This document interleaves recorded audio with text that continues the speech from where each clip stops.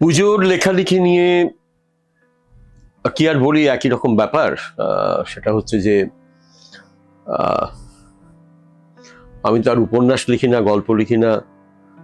একবার দুবার লিখেছি, আলাদা কথা, সে অনেকেই লেখে।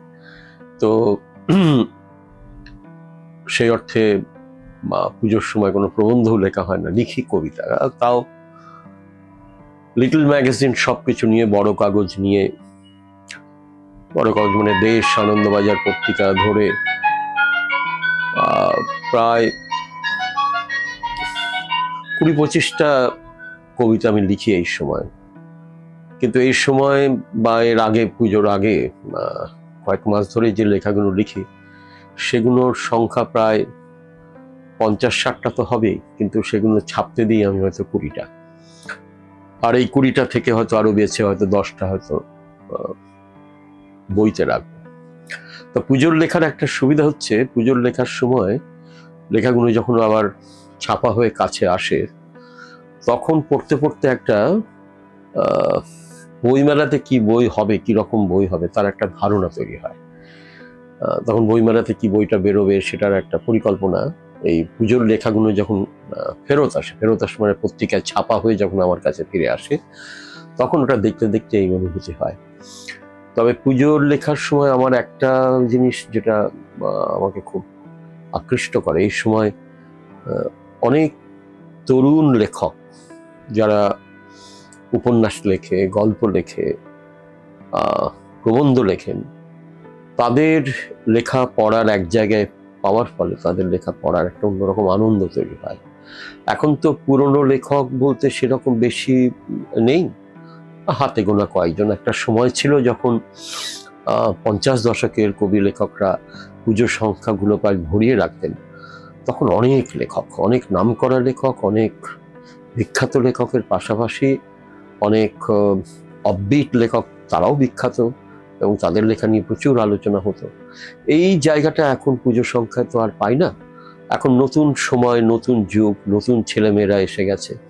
তারা হয়তো ভবিষ্যতে তারা লিখতে লিখতে একদিন অনেক বড় লেখক হবেন। এখনো তাদের মধ্যে কেউ কেউ বড় লেখক, আবার লিখতে লিখতে অনেকে বড় লেখক হবেন। সুতরাং এই পুজোর সংখ্যাগুলো, পুজোর লেখাগুলো যখন পড়ি, তখন এই সব অনুভূতিগুলো বারবার ফিরে আসে। আর আমার নিজের সম্পর্কে বলার আর সেরকম কিছু নেই। সারা বছর কবিতা লিখতে হয়। আমি তো প্রতিদিন সকালে উঠে লিখতে বসি। তা সে একটা 10 লাইনের কবিতা হোক, আর 4 লাইনের কবিতা হোক, বা 40 লাইনের কবিতা হোক, এই লিখে লিখে তো আমার 50টা বছর লেখার বছর এগিয়ে গেল।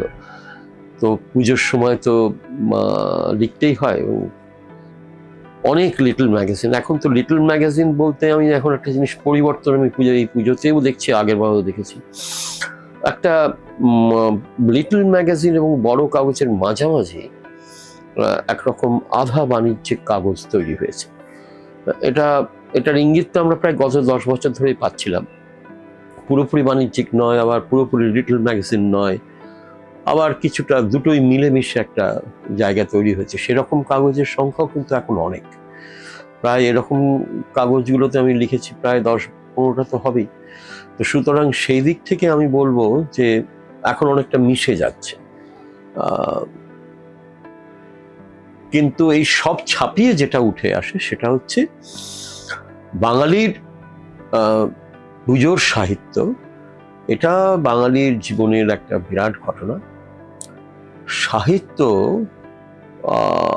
পুজোর সময়, মানে যেহেতু বাঙালির সবচেয়ে বড় উৎসবের নাম দুর্গোৎসব, দুর্গাপুজো, এত বড় একটা উৎসবকে কেন্দ্র করে, সেটা তো এখন আন্তর্জাতিক ক্ষেত্রেও স্বীকৃত হয়ে গেছে, বিরাট একটা স্বীকৃতি পেয়েছে রাজ্য সরকারের তৎপরতায়।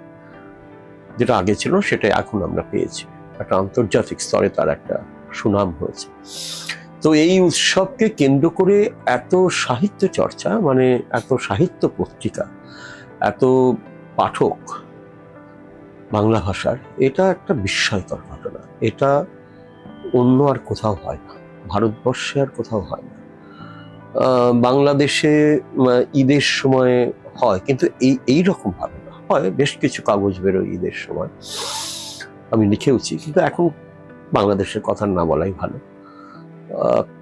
কিন্তু ওই অন্যান্য জায়গায় দিল্লিতে কিংবা মহারাষ্ট্রে গণেশ পুজোর সময় বা কেরালায় ধরা যাক যে ওদের এত বড় উৎসব হয়, সেই সময়ও দেখিনি। কিন্তু বাংলায়, এমনকি বিদেশে ক্রিসমাসের সময়ও সেরকম ভাবে দেখিনি। কিন্তু বাংলা যে বাংলা, সেটা কত বছর ধরে এটা চলছে, এটা তো আজকে নয়। যে দুর্গাপুজোকে কেন্দ্র করে সাহিত্য উৎসব, এই পুজো সংখ্যাগুলো আসলে একরকমের সাহিত্য উৎসব। একসময় বাঙালি ট্রেনে, এখনো হয়, এখনো দেখা যায়, বাঙালি ট্রেনে উঠছে, বাইরে বেড়াতে যাচ্ছে। বাঙালিরা চিরকালই বেড়াতে ভালোবাসে, পুজোর সময় ছুটি পায়, তারা ট্রেনে উঠছে, সব হকারদের কাছ থেকে একটা একটা করে পত্রিকা কিনে নিয়ে, একটা হোক, দুটো হোক, তিনটে হোক, পত্রিকা কিনে নিয়ে ট্রেনে উঠছে, পুজোর গল্প, পুজোর উপন্যাস, সাহিত্য, প্রবন্ধ, কবিতা, এগুলো পড়তে পড়তে যাবে। এই জিনিস ভূভারতে আর কোথাও ঘটে না, এই জিনিস কোথাও পাওয়া যাবে না। এখনো পর্যন্ত এখানেই বাংলা ভাষার এত গরিমা, বাংলা ভাষার এত সম্মান, যে এখনো বাংলা ভাষা সাহিত্যের পাঠক আছে। সে সাধারণ পাঠক, তারা ট্রেনে করে বেড়াতে যায় যেসব পাঠক, সেই সব পাঠক এখনো মধ্যবিত্ত শ্রেণীর সে পাঠক আছে বলেই পুজো সাহিত্যের এখনো পর্যন্ত, আমি বলবো, এই পুজোর এই সাহিত্য উৎসব এখনো পর্যন্ত আমার কাছে, এবং আমি যাদেরকে দেখেছি যারা সাহিত্য পড়েন, তাদের কাছে এটা খুবই উল্লেখযোগ্য একটি ঘটনা।